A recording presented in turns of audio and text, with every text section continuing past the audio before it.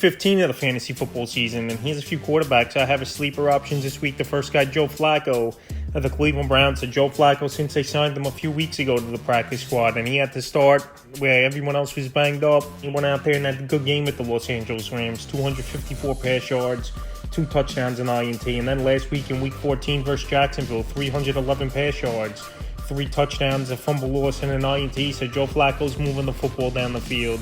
We know this Brown team has good weapons. Amari Cooper, David Njoku, who scored 2 touchdowns last week, Elijah Moore, who he has good rapport with going back to their New York Jet days. And this week here, a pretty good matchup versus the Chicago Bears that give up the 10th most fantasy points to quarterbacks in the league. So I know it's playoffs for many fantasy owners this week, and it'll definitely be tough to trust Joe Flacco. But if you have injuries like a Justin Herbert, or you're just in a pinch where you've been streaming quarterbacks all year, Flacco's a sleeper this week, available in 82% of fantasy leagues. Next quarterback's Nick Mullins of the Minnesota Vikings. So Joshua Dobbs, the last few starts, he's looked horrible, and the Vikings made the change. And believe it or not, this Viking team is 7-6 on the season. So Nick Mullins, we know he's got starting experience in his NFL career going back with the San Francisco 49ers, and now he's going to get an opportunity with a middle-of-the-pack matchup with the Cincinnati Bengals, where it either could be a decent game for him or a horrible game. But one thing is sure, he's a good thrower of the football for the most part, and at least drove that ball down the field when he came in relief for Joshua Dobbs with 83 yards. So this week,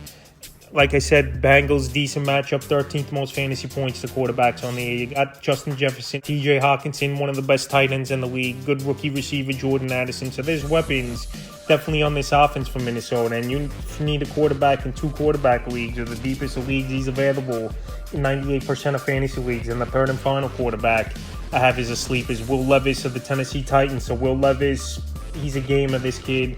He's going out there, and he's never given up, that's for sure. That's what we saw on Monday Night Football, down 2 touchdowns with 6 minutes left, and Tennessee drove down both times and won the ball game. So the last couple weeks, he's starting to get it going a little bit. He's Levis. Week 13 versus the Colts, 224 pass yards, a touchdown, a fumble loss.